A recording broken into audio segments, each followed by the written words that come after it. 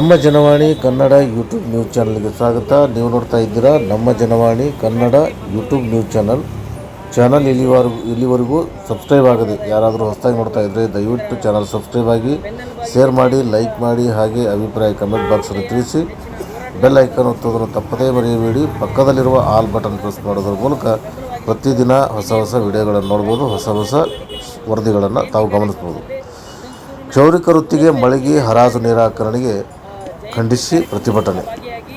ಪ್ರಾಥಮಿಕ ಸಹಕಾರ ಕೃಷಿ ಹಾಗೂ ಗ್ರಾಮೀಣಾಭಿವೃದ್ಧಿ ಬ್ಯಾಂಕ್ ನಿಯಮಿತ ಆಡಳಿತ ಮಂಡಳಿಯ ಮಳಿಗೆ ಹರಾಜು ಪ್ರಕಟಣೆಯಲ್ಲಿ ಕಟಿಂಗ್ ಶಾಪ್ ಕ್ಷೌರಿಕರಿಗೆ ಅವಕಾಶ ನೀಡುವುದಿಲ್ಲವೆಂದು ಹೊರಡಿದ್ದು, ಇದರಿಂದ ಸಮಾಜಕ್ಕೆ ಮತ್ತು ವೃತ್ತಿಗೆ ಅವಮಾನ ಮಾಡಿದ್ದನ್ನು ಖಂಡಿಸಿ ಜಿಲ್ಲಾ ಹಡಪದ ಅಪ್ಪಣ್ಣ ಕ್ಷೌರಿಕ ಸಮಾಜ ಸೇವಾ ಸಂಘದಿಂದ ಪ್ರತಿಭಟನೆ ನಡೆಸಲಾಯಿತು. ನಗರದ ಗಂಜ್ ವೃತ್ತದಿಂದ ಪ್ರತಿಭಟನಾ ಮೆರವಣಿಗೆ ನಡೆಸಿ ಪ್ರಾಥಮಿಕ ಸಹಕಾರ ಕೃಷಿ ಮತ್ತು ಗ್ರಾಮೀಣಾಭಿವೃದ್ಧಿ ಬ್ಯಾಂಕ್ ವಿರುದ್ಧ ಘೋಷಣೆ ಕೂಗಿದರು. ಕ್ಷೌರಿಕ ವೃತ್ತಿಗೆ ಮಳಿಗೆ ಹರಾಜು ಮಾಡುವುದಿಲ್ಲವೆಂದು ಆದೇಶಿಸಿ ಸಮಾಜಕ್ಕೆ ಮತ್ತು ವೃತ್ತಿಗೆ ಅವಮಾನ ಮಾಡಿದ್ದನ್ನು ಖಂಡಿಸಿದರು. ಕಟಿಂಗ್ ಶಾಪ್ ತೆಗೆಯಲು ಅವಕಾಶವಿಲ್ಲವೆಂದು ಷರತ್ತು ವಿಧಿಸುತ್ತಿದೆ. ಸರ್ಕಾರದ ಮಳಿಗೆಯಲ್ಲಿ ಕ್ಷೌರ ಸೇವೆ ಮಾಡಲು ನಿರಾಕರಿಸಿದ್ದು ವೃತ್ತಿಗೆ ಅವಮಾನ ಮಾಡಿದ ಪ್ರಾಥಮಿಕ ಸಹಕಾರ ಕೃಷಿ ಮತ್ತು ಗ್ರಾಮೀಣಾಭಿವೃದ್ಧಿ ಬ್ಯಾಂಕಿನ ಆಡಳಿತ ಮಂಡಳಿ ವಿರುದ್ಧ ಕ್ರಮ ಕೈಗೊಳ್ಳಬೇಕು ಎಂದು ಆಗ್ರಹಿಸಿದರು. ಸರ್ಕಾರದ ಮಳಿಗೆಯಲ್ಲಿ ಕ್ಷೌರ ಸೇವೆ ಮಾಡಲು ಅವಕಾಶ ನೀಡಲ್ಲವೆಂದು ಪತ್ರಿಕಾ ಪ್ರಕಟಣೆ ಹೊರಡಿಸಿ ಇಡೀ ಕ್ಷೌರಿಕ ಸಮಾಜಕ್ಕೆ ಮತ್ತು ವೃತ್ತಿಗೆ ಅವಮಾನ ಮಾಡಿದ್ದು ಸಾಮಾಜಿಕ ಬಹಿಷ್ಕಾರ, ಬಹಿರಂಗ ಮೌಢ್ಯದ ಪ್ರತಿಪಾದನೆಯಾಗಿದೆ ಎಂದು ಆಕ್ರೋಶ ವ್ಯಕ್ತಪಡಿಸಿದರು. ಕೂಡಲೇ ಮಳಿಗೆ ಬಾಡಿಗೆ ನೀಡಬೇಕು, 10,000 ಮುಂಗಡ ಹಣ, 3,000 ಬಾಡಿಗೆಗೆ ವಿಧಿಸಬೇಕು. ಇಲ್ಲವಾದರೆ ಅಧಿಕಾರಿಗಳಿಗೆ ಮತ್ತು ನಿರ್ದೇಶಕರುಗಳಿಗೆ ಕಟಿಂಗ್ ನಿಷೇಧಿಸಲಾಗುತ್ತದೆ. ಪಿಕಾರ್ಡ್ ಬ್ಯಾಂಕ್ ಮೇಲೆ ಸ್ವಯಂ ಪ್ರೇರಿತ ದೂರು ದಾಖಲಿಸಿ ಕ್ರಮ ವಹಿಸಬೇಕು ಎಂದು ಒತ್ತಾಯಿಸಿದರು.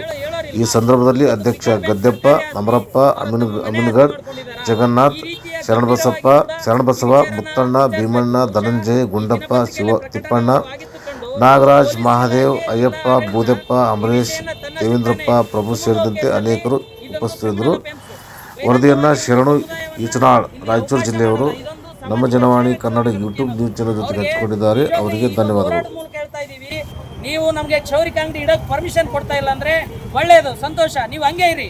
ಆದರೆ ನೀವು ಪ್ರಾಮಾಣಿಕರಾಗಿದ್ದರೆ, ನೀವು ನಿಜವಾಗ್ಲೂ ನಿಮ್ಮ ಹುಟ್ಟು ಪಾವಿತ್ರ್ಯತೆ ಹೊಂದಿದ್ರೆ ದಯವಿಟ್ಟು ಯಾವುದೇ ಕ್ಷೌರಿಕ ಸಮಾಜದವ್ರನ್ನ ಟಚ್ ಮಾಡಬೇಡ್ರಿ, ಅವ್ರು ಸನಿಯಕ್ಕೆ ಬರಬೇಡ್ರಿ. ನಿಮ್ಮ ಕ್ಷೌರಿಕ, ನಿಮ್ಮ ಗಡ್ಡ ಮೀಸೆಯನ್ನು ನಿಮ್ಮಷ್ಟಕ್ಕೆ ನೀವೇ ಮಾಡ್ಕೊಳ್ಳಿ. ಅಂದಾಗ ಮಾತ್ರ ನಿಮ್ಮ ಈ ಪ್ರಾಮಾಣಿಕತನ, ನಿಮ್ಮ ಏನು ನಿಯತ್ತಿದೆಯಲ್ಲ, ಪಬ್ಲಿಕ್ ಸರ್ವಿಸ್ ಕೊಡ್ತೀವಿ ಅಂತ ಹೇಳ್ತಾ ಇದ್ದೀರಲ್ಲ, ನಾವು ಬದುಕ್ತಾ ಇರೋದು ಜಾತ್ಯತೀತ ಸಮಾಜದಲ್ಲಿ ಸ್ವಾಮಿ. ನಮಗೆ ನಮ್ಮದೇ ಆದ ಹಕ್ಕಿದೆ, ಗೌರವ ಇದೆ. ನೀವು ಕ್ಷೌರಿಕ ವೃತ್ತಿಯನ್ನು ಈ ರೀತಿ ಕೀಳಾಕೊಂಡದಾದರೆ, ಒಂದು ವೇಳೆ ನಿಮ್ಮನ್ನು ನೀವು ಕಾನೂನು ಇದೆ ಅಂತ ನಾವೆಲ್ಲ ಸುಮ್ಮನೆ ಇದ್ದೀವಿ, ನಾವು ಮನಸ್ಸು ಮಾಡಿದ್ರೆ, ನಮ್ಮ ಸಂಘಟನೆ ಮನಸ್ಸು ಮಾಡಿದ್ರೆ, ಇಡೀ ಆಡಳಿತ ಮಂಡಳಿ ವ್ಯವಸ್ಥೆಯ ಎಲ್ಲ ಪದಾಧಿಕಾರಿಗಳನ್ನ, ನಿರ್ದೇಶಕರ ಫೋಟೋಗಳನ್ನು ಪಬ್ಲಿಕ್ಕಲ್ಲಿ ಹಚ್ಚಿ ನಿಮಗೆ ಕ್ಷೌರ ನಿಷೇಧ ಮಾಡಬೇಕಾಗುತ್ತೆ. ಇದನ್ನು ಬಹಳ ಗಂಭೀರವಾಗಿ ಬಹುಶಃ ಈ ಆಡಳಿತ ಮಂಡಳಿ, ಪಿಕಾರ್ಡ್ ಬ್ಯಾಂಕ್ನ ಆಡಳಿತ ಮಂಡಳಿ ಎಚ್ಚರ ಆಗತಾ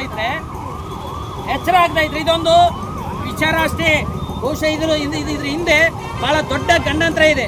ಬಹುಶಃ ಮೊನ್ನೆ ಸವಿತಾ ಸಮಾಜದವ್ರಿಗೆ ಸಾರಿ ಕೇಳಿದ್ರು ಅಂತ ಮತ್ತೆ ವಿಷಾದದ ಪ್ರಕಟಣೆ ಹೊರಡಿಸ್ತಾರೆ. ಆ ವಿಷಾದ ಪ್ರಕಟಣೆಯಲ್ಲೂ ಕೂಡ ಮತ್ತೊಂದು ಉಳುಕು ಧಾರ್ಮಿಕ ಹಿತದೃಷ್ಟಿಯಂತೆ.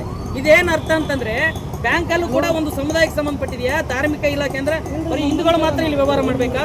ಮುಸ್ಲಿಮ್ಸ್ ಬರಬಾರ್ದಾ? ಇದು ಕೂಡ ಇದೊಂದು ಅಫೆನ್ಸೆ. ವಿಷಾದ ವ್ಯಕ್ತಪಡಿಸಲು ಕೂಡ ತಾವು ಕ್ರಿಮಿನಲ್ ಆಗಿ ವರ್ತನೆ ಮಾಡ್ತಾ ಇದ್ದಾರೆ ಬ್ಯಾಂಕ್ ಆಡಳಿತ ಮಂಡಳಿ ಅಂತೆ. ನಮ್ಗೆ ಇವತ್ತು ಹೇಳ್ತಾ ಇದ್ದಾರೆ ಪೊಲೀಸರ ಮುಖಾಂತರ ನಾವು ವಿಷಾದ ವ್ಯಕ್ತಪಡಿಸಿದ್ದೀವಿ. ವಿಷಾದದ ಪ್ರಕಟಣೆ ನೋಡಿದ್ರೆ ಅಲ್ಲೂ ಕೂಡ ಧಾರ್ಮಿಕ ಹಿತದೃಷ್ಟಿಯಿಂದ ಇದನ್ನು ನಾವು ಅನೌನ್ಸ್ ಮಾಡಿದ್ದೀವಿ.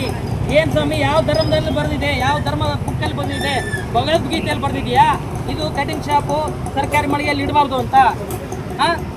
ಇದು ನಾವು ಬದುಕ್ತಾ ಇರೋದು ಸಂವಿಧಾನ, ನಮ್ಮ ಧರ್ಮ ಸಂವಿಧಾನ. ನಾವು ಬದುಕ್ತಾ ಇರೋದು ಸಂವಿಧಾನದ ಒಂದು ಅಡಿಯಲ್ಲಿ. ಸಂವಿಧಾನ ನಮ್ಗೆ ನೀಡಿದ ಹಕ್ಕಿದು. ಇವತ್ತು ನಾವು ಇಲ್ಲಿ ಬಂದು ಕೂತ್ಕೊಂತಿದ್ದೀವಿ, ಈ ಅನ್ಯಾಯನ ನಾವು ವಿರೋಧಿಸ್ತಾ ಇದ್ದೀವಿ, ಇದನ್ನು ನಾವು ಪ್ರಶ್ನೆ ಮಾಡ್ತಾ ಇದ್ದೀವಿ. ಅಂದರೆ ಡಾಕ್ಟರ್ ಬಾಬಾ ಸಾಹೇಬ್ ಅಂಬೇಡ್ಕರ್ ಅವರು ಕೊಟ್ಟಂಥ ಒಂದು ಕೊಡುಗೆ ಇವತ್ತು ನಾವು ಇಲ್ಲಿವರೆಗೂ ಸಾಗ್ತಾ ಇದೆ.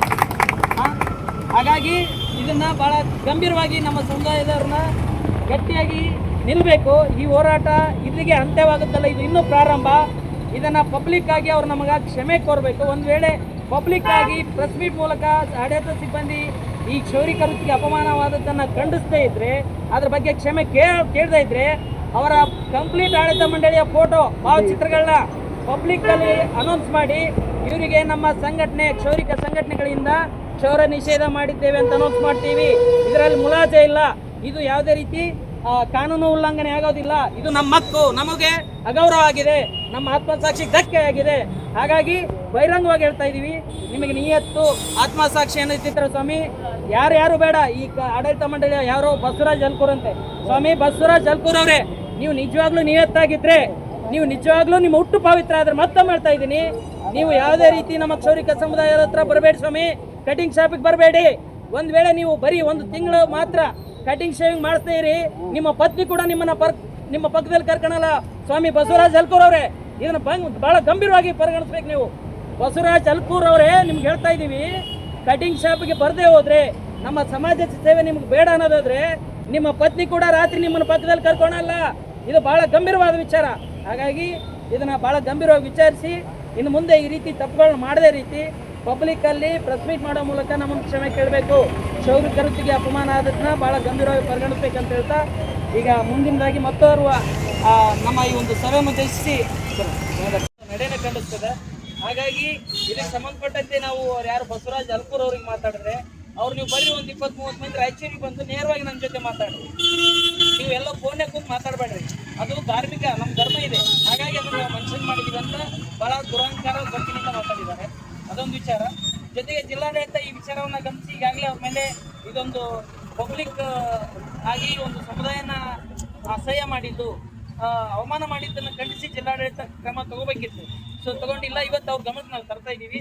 ಇದು ಕೇವಲ ಸಾಂಕೇತಿಕ ಧರಣಿ. ಗಂಗಾಧರ್ ಸರ್ ಹೇಳಿದಂಗೆ ನಮ್ಮ ಜಿಲ್ಲೆಯ ಒಂದಿಷ್ಟು ಪ್ರಮುಖ ಮುಖಂಡರು ಬಂದು ಇವತ್ತು ಹೋರಾಟ ಮಾಡ್ತಾ ಇದ್ದೀವಿ. ಸ್ವಲ್ಪ ಅಧಿಕಾರಿಗಳಿಗೆ ನಾವು ತೊಂದರೆ ಕೊಡ್ತಿದೀವಿ ಅಂತ ನೋವು ನಮಗೂ ಕೂಡ ಇದೆ, ಆದ್ರೆ ಅನಿವಾರ್ಯ. ಇಡೀ ಸಮುದಾಯ ಇವತ್ತು ನಾವು ದುಃಖದಲ್ಲಿದ್ದೀವಿ. ಹಾಗಾಗಿ ನಿಮ್ಮನ್ನ ನಾವಿದ್ದು ಜಳಕ್ಕೆ ಕರೆಸ್ತಾ ಇದೀವಿ. ನೀವು ನಮ್ಮನ್ನ ಇಲ್ಲಿಗೆ ಬಂದಿದ್ದು ಬಹಳ ಖುಷಿಯಾಗಿದೆ. ನಮಗೂ ಮತ್ತೊಂದು ಧಾರ್ಮಿಕ ದೃಷ್ಟಿ ಅಂತ ಹೇಳಿದ್ದಾರೆ, ಅದನ್ನ ನಾವು ಒಪ್ಪೋದಿಲ್ಲ. ಪಬ್ಲಿಕ್ ಆಗಿ ಕ್ಷಮೆ ಕೋರ್ಬೇಕು, 2ನೇ ಕಂಡೀಷನ್. ಇದೆರಡು ಆಗದೆ ಹೋದ್ರೆ ಮುಂದಿನ ದಿನಗಳಲ್ಲಿ ನಮ್ಮ ಕ್ಷೌರಿಕ ಸಮಾಜ, ಆ ಆಡಳಿತ ಮಂಡಳಿ ಎಲ್ಲಾ ನಿರ್ದೇಶಕರುಗಳ ಫೋಟೋಗಳನ್ನ ಪಬ್ಲಿಕ್ ಅಲ್ಲಿ ಅಂಟಿಸಿ ಅವರ ಕ್ಷೌರ ನಿಷೇಧನ ನಾವು ಮಾಡ್ತೀವಿ. ಇದು ಒಂದೇ ಅಲ್ಲ, ಈ ಬಸವರಾಜ್ ಜಲ್ಕೂರ್ ಅವರ ಫೋಟೋ ಜೊತೆಗೆ ಇಡೀ ಆಡಳಿತ ಮಂಡಳಿ, ಆಕ್ಚುಲಿ ಬಸವರಾಜ್ ಜಲ್ಕೂರ್ ಅವರು ಈ ಆಡಳಿತ ಮಂಡಳಿಯ ಅಧ್ಯಕ್ಷರಲ್ಲ, ಅವರ ವೈಫ್ ಇದ್ದಾರೆ. ಸೊ ಹಾಗಾಗಿ ಇದು ಅವ್ರಿಗೆ ಎಚ್ಚರಿಕೆ ಕೊಡ್ತಾ ಇದ್ದೀವಿ. ಅವರು ಪಬ್ಲಿಕ್ ಅಲ್ಲಿ ನಮ್ಮ ಸಮುದಾಯದ ಕ್ಷಮೆ ಕೋರಬೇಕು. ಈ ಟೆಂಡರ್ ಮಳಿಗೆಯನ್ನ ಕಟಿಂಗ್ ಶಾಪ್ಗೆ ನಮ್ಮ ಮನವಿ ಪತ್ರದ ಮೂಲಕ ಮೀಸಲಿಡಬೇಕು. ಈ ಸಾಂಕೇತಿಕ ಧರಣಿಯ ಒಂದು ಮುಖ್ಯ ಉದ್ದೇಶ. ಹಾಗಾಗಿ ಮಾನ್ಯ ಮುಖ್ಯಮಂತ್ರಿಗಳಿಗೆ ಕೊಡ್ತಕ್ಕಂಥ ಮನವಿ ಪತ್ರನ ಓದ್ತಾ ಇದ್ದೀನಿ. ಉಲ್ಲೇಖ ಶ್ರೀ ಸನ್ಮಾನ್ಯ ಸಿದ್ದರಾಮಯ್ಯನವರು, ಮುಖ್ಯಮಂತ್ರಿಗಳು, ಕರ್ನಾಟಕ ಸರ್ಕಾರ, ವಿಧಾನಸೌಧ ಬೆಂಗಳೂರು ಅವರಿಗೆ ಹಾಗೂ ಮಾನ್ಯ ಜಿಲ್ಲಾಧಿಕಾರಿಗಳು ರಾಯಚೂರಿಗೆ, ಮಾನ್ಯ ತಹಸೀಲ್ದಾರ್ ಸಾಹೇಬರ ಮುಖಾಂತರ ವಿಷಯ ರಾಯಚೂರು ಪಿಕಾರ್ಡ್ ಬ್ಯಾಂಕ್ ಮೇಲೆ ಸ್ವಯಂ ಪ್ರೇರಿತ ದೂರು ದಾಖಲಿಸಿ ಸದರಿ ಮಳಿಗೆಯಲ್ಲಿ ಕಟಿಂಗ್ ಶಾಪ್ ನಡೆಸಲು ಅನುಮತಿ ನೀಡಬೇಕು. ಮಾನ್ಯರೇ, ಈ ಪತ್ರದ ಮೂಲಕ ರಾಯಚೂರು ಜಿಲ್ಲಾ ಹಡಪದ ಕ್ಷೌರಿಕ ಸಮಾಜ ತಮ್ಮ ಗಮನಕ್ಕೆ ತರಬಯಸುವ ವಿಷಯವೇನೆಂದರೆ, ಪ್ರಾಥಮಿಕ ಸಹಕಾರ ಕೃಷಿ ಮತ್ತು ಗ್ರಾಮೀಣ ಅಭಿವೃದ್ಧಿ ಬ್ಯಾಂಕ್ ನಿಯಮಿತ ರಾಯಚೂರಿನ ಆಡಳಿತ ಮಂಡಳಿ ದಿನಾಂಕ 9/4/2025 ಜನಕೂಗು ದಿನಪತ್ರಿಕೆಗೆ ತಮ್ಮ ಬ್ಯಾಂಕಿನ ಮಳಿಗೆ ಹರಾಜು ಪ್ರಕಟಣೆ ಹೊರಡಿಸಿದೆ. ಸೊ ಈ ಹರಾಜು ಪ್ರಕಟಣೆಯಲ್ಲಿ ಕಟಿಂಗ್ ಶಾಪ್ ತೆರೆಯಲು ಅವಕಾಶ ನೀಡುವುದಿಲ್ಲ ಎನ್ನುವ ಷರತ್ತು ವಿಧಿಸುವ ಮೂಲಕ ಸರ್ಕಾರದ ಆಸ್ತಿಯನ್ನ ತಮ್ಮ ಮನ ಬಂದಂತೆ ದುರುಪಯೋಗ ಮಾಡಿಕೊಳ್ಳಲು ಮುಂದಾಗಿದ್ದಲ್ಲದೆ ಕ್ಷೌರಿಕ ವೃತ್ತಿಯನ್ನ ಬಹಿರಂಗವಾಗಿ ಅವಮಾನಿಸಿದ್ದಾರೆ. ಈಗಾಗಲೇ ಖಾಸಗಿಯವರು ಕೂಡ ಅನೇಕ ಕಡೆ ಕ್ಷೌರ ಸೇವೆ ಮಾಡಲು ನಿರಾಕರಿಸಿದ ಹಿನ್ನೆಲೆಯಲ್ಲಿ ಕ್ಷೌರ ವೃತ್ತಿಯನ್ನು ನಂಬಿಕೊಂಡು ಬಂದ ನಮ್ಮ ಸಮುದಾಯ ಸಂಕಷ್ಟಕ್ಕೆ ಸಿಲುಕಿ ಪರಿತಪಿಸುತ್ತಿದೆ. ಇಷ್ಟರ ಮಧ್ಯೆ ಸರ್ಕಾರದ ಮಳಿಗೆಯನ್ನು ಕೂಡ ಕ್ಷೌರಿಕ ಸೇವೆ ಮಾಡಲು ಅವಕಾಶ ನೀಡಲ್ಲ ಎಂದು ಪತ್ರಿಕೆಯಲ್ಲಿ ಪ್ರಕಟಿಸಿದ್ದು ಇಡೀ ಕ್ಷೌರಿಕ ಸಮುದಾಯಕ್ಕೆ ಬಹುದೊಡ್ಡ ಅವಮಾನ, ಅನ್ಯಾಯ ಹಾಗೂ ಬಹಿರಂಗ ಮೌಢ್ಯದ ಪ್ರತಿಪಾದನೆ. ಈ ವಿಷಯವನ್ನ ಈಗಾಗಲೇ ಗಮನಿಸಿ ತಮ್ಮ ಜಿಲ್ಲಾಡಳಿತ ಹಾಗೂ ಪೊಲೀಸ್ ಇಲಾಖೆ ಈ ರೀತಿಯ ಸಾಮಾಜಿಕ ಬಹಿಷ್ಕಾರಗಳ ದುಷ್ಕೃತ್ಯಗಳ ವಿರುದ್ಧ ಸ್ವಯಂ ಪ್ರೇರಿತವಾಗಿ ಬ್ಯಾಂಕ್ ಆಡಳಿತ ಮಂಡಳಿ ವಿರುದ್ಧ ಪ್ರಕರಣ ದಾಖಲಿಸಿಕೊಳ್ಬೇಕಾಗಿತ್ತು. ಈ ವಿಚಾರದಲ್ಲಿ ಕೂಡ ಬಹಿಷ್ಕಾರಕ್ಕೆ ತುಳಿತಕ್ಕೊಳಗಾದ ನಮ್ಮ ಸಮುದಾಯದ ಪರ ಆಡಳಿತ ನಿಲ್ಲದೇ ಇರುವುದು, ಜಿಲ್ಲಾಡಳಿತ ನಿಲ್ಲದೇ ಇರುವುದು ನಮಗೆ ಮತ್ತಷ್ಟು ನೋವು ತರಿಸಿದ್ದು. ಹಾಗಾಗಿ ನಮ್ಮ ಸಮುದಾಯಕ್ಕಾಗಿರುವ ಅನ್ಯಾಯದ ವಿರುದ್ಧ ಇಂದು ನಾವು ಬೀದಿಗಿಳಿಯಬೇಕಾದ ಪ್ರಸಂಗ ಎದುರಾಗಿದೆ. ಹಾಗಾಗಿ ಈ ಪ್ರತಿಭಟನೆ ಮೂಲಕ ಸದರಿ ಮಳಿಗೆಯನ್ನು ಕಟಿಂಗ್ ಶಾಪ್ಗೆ 10,000 ರೂಪಾಯಿ ಮುಂಗಡ ಹಾಗೂ 3,000 ರೂಪಾಯಿ ಬಾಡಿಗೆ ಮೊತ್ತದಲ್ಲಿ ನೀಡಬೇಕು, ಕಟಿಂಗ್ ಶಾಪ್ಗೆ ಅವಕಾಶ ನೀಡಬೇಕು. ಇಲ್ಲವಾದರೆ ಸದರಿ ಬ್ಯಾಂಕಿನ ಆಡಳಿತ ಮಂಡಳಿಯ ಅಧ್ಯಕ್ಷರ, ಸರ್ವ ನಿರ್ದೇಶಕರ ನಮ್ಮ ಕಟಿಂಗ್ ಶಾಪ್ಗಳು ಬರೋದಿಲ್ಲ, ನಾವು ದೇವ್ರ ಮೇಲೆ ಪ್ರಮಾಣ ಮಾಡಬೇಕು. ಅವರು ಆಯ್ತಪ್ಪ, ನೀವು ನಮ್ಮ ಕಟಿಂಗ್ ಶಾಪ್ ಇಡೋದು ಬೇಡ, ನಾವು ನಿಮ್ಮದಲ್ಲಿ ಬರೋದಿಲ್ಲ ಅಂತೇಳಿ ಅವ್ರು ದೇವ್ರ ಮೇಲೆ ಪ್ರಮಾಣ ಮಾಡಬೇಕು. ತಮ್ಮ ಕ್ಷೌರ ವೃತ್ತಿಯನ್ನು ತಾವೇ ಮಾಡ್ಕೋಬೇಕು.